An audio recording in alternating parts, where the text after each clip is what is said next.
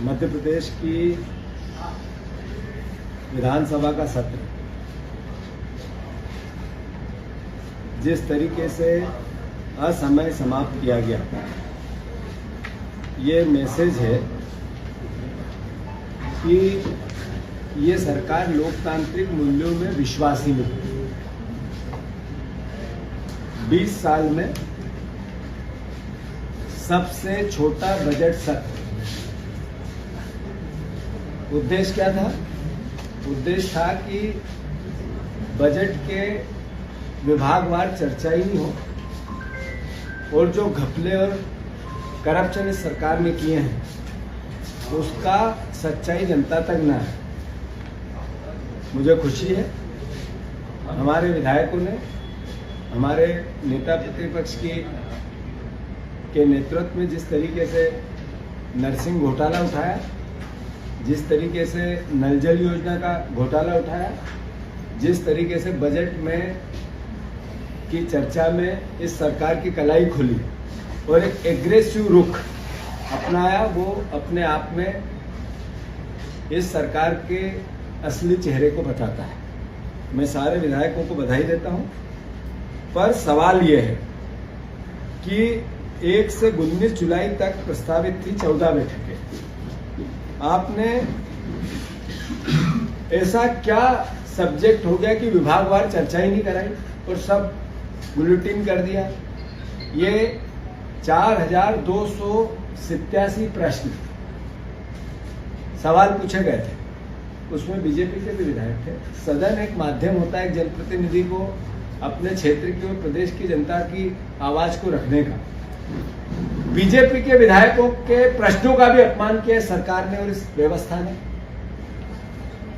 जिसमें सिर्फ 64% प्रश्नों के उत्तर ही नहीं मिले।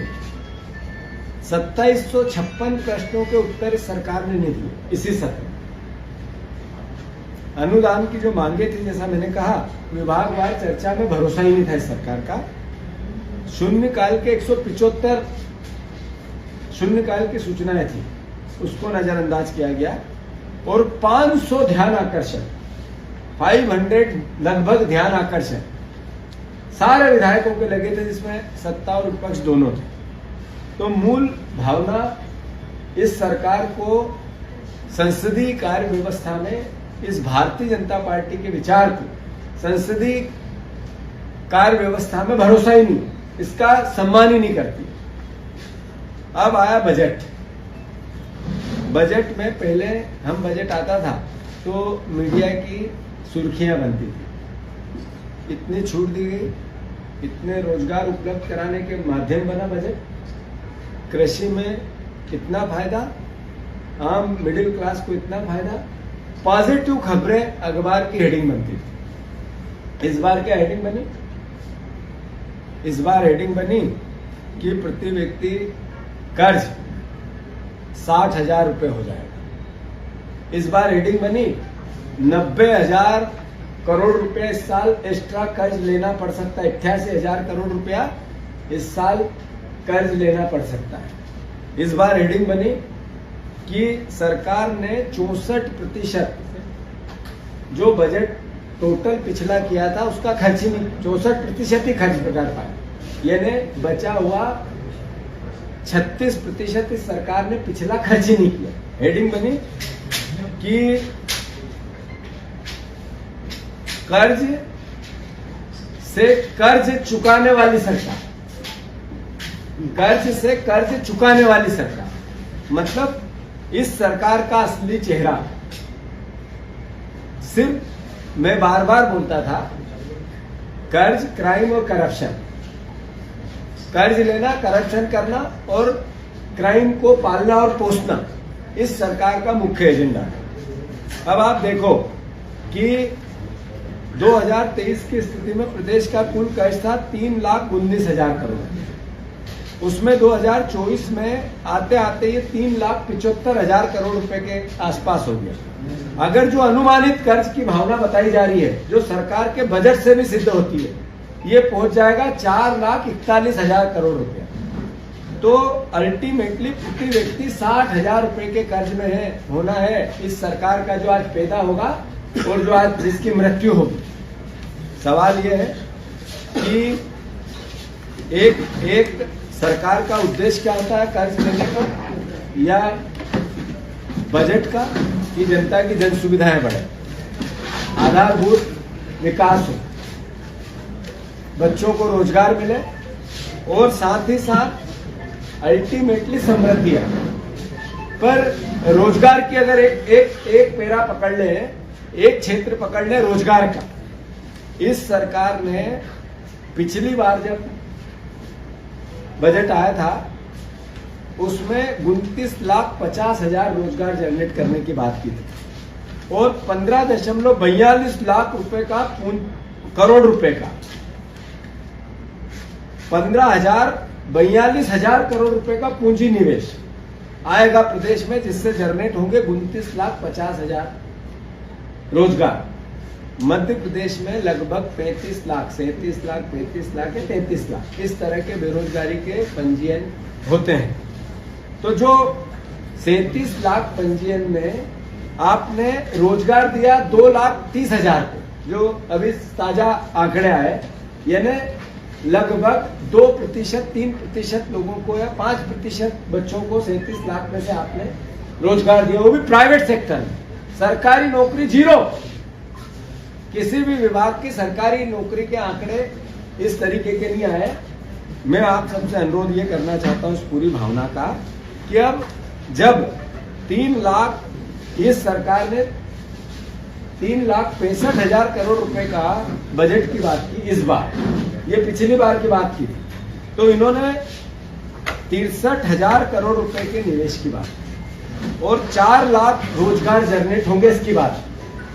मतलब पहले पिछली बार जो रोजगार के कार्यालय का पंजीयन था 35 लाख, उसमें से दिए 2 लाख को, बचे 33 लाख, उसमें से 4 लाख रोजगार जनरेट करेंगे। इसका मतलब जो 30 लाख बच्चे बेरोजगार होंगे क्या चोरी करेंगे? इसके लिए सरकार का क्या प्रोविजन है? और फिर ये बजट बढ़ाया क्यों गया? आखिर अल्टीमेटली जब सीएजी की रिपोर्ट ये कहती है कि आप 64% ही बजट यूज करते हो, तो ये इतना भारी भरकम बजट क्यों किया गया? हर बार क्यों किया जाता है? इसलिए कि हम अपनी समृद्धि बता के कर्ज ले सकें, इसलिए कि लोगों की आंखों में धूल झोंक के आम जनता को मूर्ख बना जा सके। अरे एक बजट का मूल उद्देश्य होता है, साधारण भाषा में हम समझे, जो परिवार पूरा पालन पोषण जीवन यापन करने के लिए सिर्फ कर्ज पे डिपेंड होता है, तो अल्टीमेटली उसको दिवालिया होना पड़ता है। हमारी सरकार इस नाते दिवालिया सरकार है। हमारा जो मूल जो भावना है कि कर्ज लेना और करप्शन करना। अब आप देखो, केवल एक क्षेत्र लेते हैं एजुकेशन का, और वो भी सिर्फ स्कूल एजुकेशन का। स्कूल एजुकेशन में ये 2024 में 23-24 के बजट में 42 लाख बच्चों को इन्होंने मध्याह्न भोजन दिया। 42 लाख बच्चों को मध्याह्न भोजन दिया। और सरल करें इसको तो 2010 और 11 में, 10 और 11, 10 साल पहले चले जा, 12 साल पहले चले जा, 1,06,00,000 बच्चे स्कूलों में थे और मध्याह्न भोजन मिलता था। उस पर खर्च होता था 1,082 करोड़ रुपया। आज से 10 साल पहले, 12 साल पहले, 2010-11 में 1 करोड़ बच्चे से ज्यादा पढ़ते थे और उस पर खर्च होता था 1,000 करोड़ रुपया। इस बार 54,000 लाख बच्चे पढ़ रहे हैं। लगभग 50 लाख बच्चे स्कूलों में कम हो गए 10 साल में। 50 लाख बच्चे, ये सीएजी के रिपोर्ट के डाटा है। उसमें इनने खर्च किए 1,347 करोड़ रुपए, लगभग 1,350 करोड़ रुपए। बच्चे कम हो गए 50 लाख और पैसे बढ़ गए 400 करोड़। ये करप्शन नहीं है तो क्या है? ये लूट नहीं है तो क्या है? और कर्ज लेके करना क्या चाहते हैं? अल्टीमेटली आप सबसे अनुरोध मेरा इतना ही है कि ऐसे ही जैसा मैंने आप सबको बताया कि एक जो बजट होता है वो बजट होता है आम जनता की खुशहाली के लिए, लोगों के जीवन स्तर को उठाने के लिए। अब इसी प्रकार से अगर हम आगे बढ़े तो पहली बार ऐसा हुआ कि सीएजी ने सरकार को कहा कि ये जो वित्त मंत्री है घटिया वित्त मंत्री है।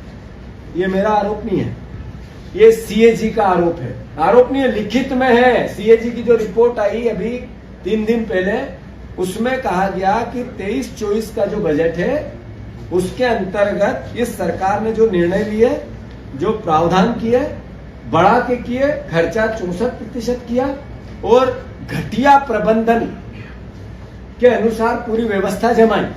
मतलब एक वित्त मंत्री को हमारी सीएजी की रिपोर्ट ने ये कहा कि ये घटिया वित्त मंत्री है।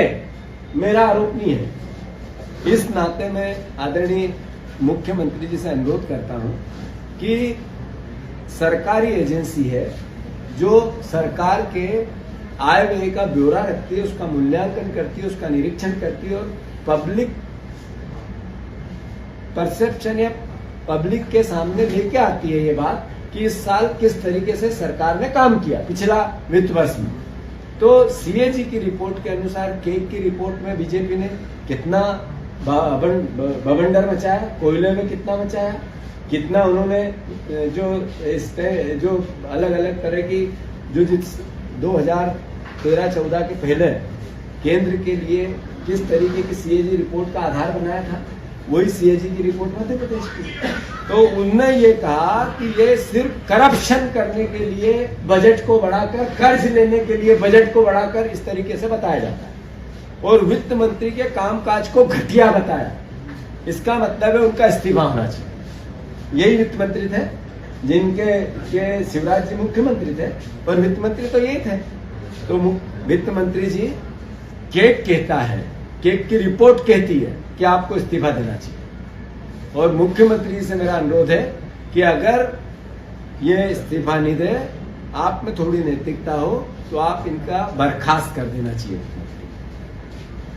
अब चूंकि केक की रिपोर्ट का पूरा आधार आप लोगों के सामने है, मैं उस पर ज्यादा बात नहीं करूंगा, पर एक पैरा में पढ़ के बताना चाहता हूं।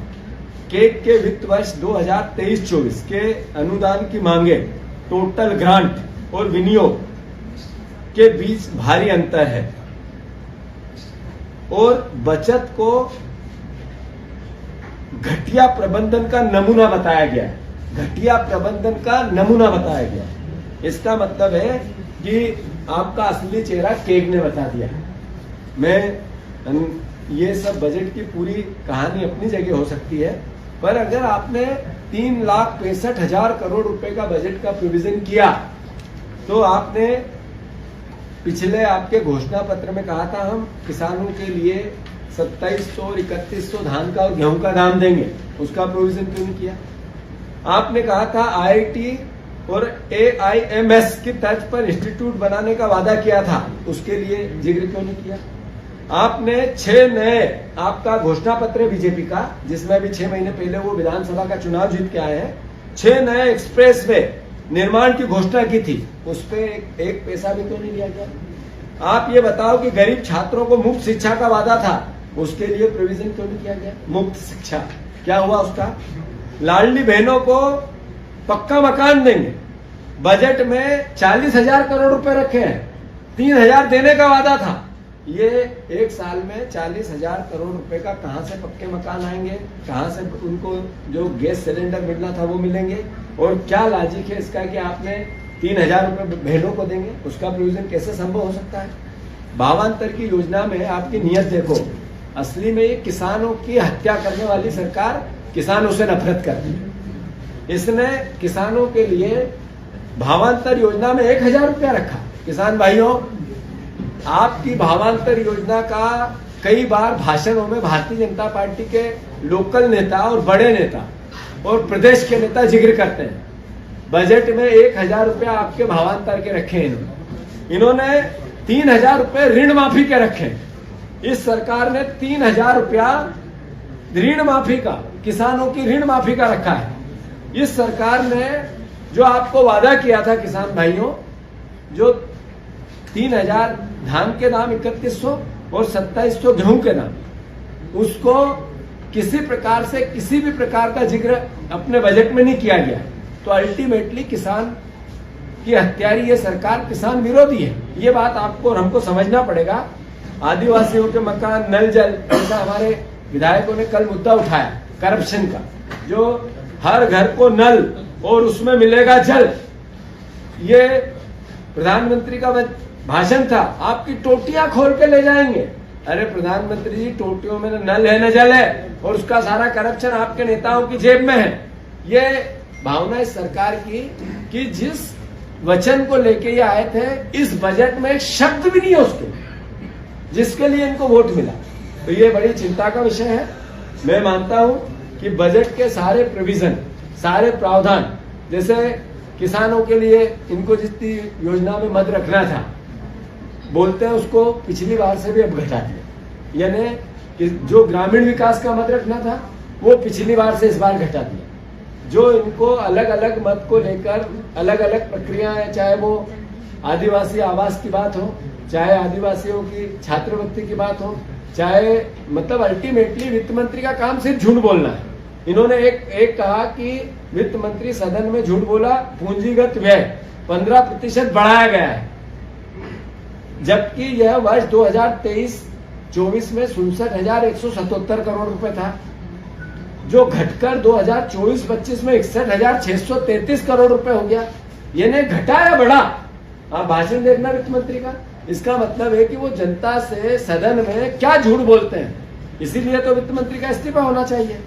और अंत में मैं इतना ही कहना चाहता हूं कि ये सरकार ने सिर्फ करप्शन करने के लिए बजट में प्रोविजन किए हैं। आप देखो, खनन माफिया इस प्रदेश में सर चढ़ के बात कर रहा है, खुला घूम रहा है। परिवहन माफिया, एक दिन मुख्यमंत्री घोषणा करते हैं सारे टोल बंद और सारी जगह उगई हो रही है। फिर सरकारी खरीदी में भ्रष्टाचार का आलम क्या है? जो नॉर्म्स बनाए गए वो ही सीधे डबल। जो सरकारी काम करने के तरीके के, वो चाहे सिविल के काम हो चाहे खरीदी के काम, सब में जो रेट मूल होते हैं उससे सीधे डबल का प्रोविजन किया गया। यानी करप्शन की पूरी छूट दी गई। उज्जैन में मंदिरों की जमीन पर कब्जा कर लिया, पंचायतों के नगरीय निकाय में जमकर भ्रष्टाचार, इंदौर में 2000 करोड़ रुपए का लगभग घोटाला नगर निगम में हुआ। एक भी नगर निगम, नगर पालिका, नगर पंचायत ऐसी जिसमें फर्जी बिल का मामला नहीं चल रहा हो। तो ये सरकार करप्शन की पर्याय बन गई। मैं मानता हूं नर्सिंग घोटाला इसका सबसे बड़ा उदाहरण है।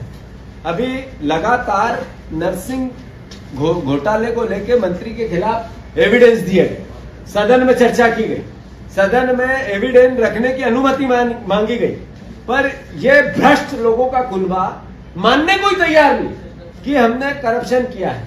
मैं मानता हूं 4 लाख से ज्यादा बच्चे जो नर्सिंग की फीस देकर इंतजार कर रहे हैं कि हमें पढ़ाई हो, डिग्री मिले, एग्जाम दें, उनकी क्या गलती थी? इस सरकार की इस करप्ट गतिविधि के कारण उनका जो भविष्य चौपट हो रहा है, ये एक चिंता का विषय है। भर्ती घोटाला, पेपर लीक होना, मध्य प्रदेश मतलब एक तरह से देश में सबसे बड़ा एक चेहरा बन गया, और व्यापम जैसे घोटाले मध्य प्रदेश में चर्चित है। तो कुल मिला के आप लोगों से आज का जो बात का सार है, कर्ज इसलिए लिया जाता है कि करप्शन करना है, बजट इसलिए बढ़ाया जाता है कि कर्ज लेना है। जो वित्त मंत्री को इन सब गतिविधियों के लिए, गलत प्रबंधन के लिए केक ने दोषी ठहराया है, और केक की रिपोर्ट के अनुसार मध्य प्रदेश के वित्त मंत्री की वित्त व्यवस्था घटिया स्तर की है।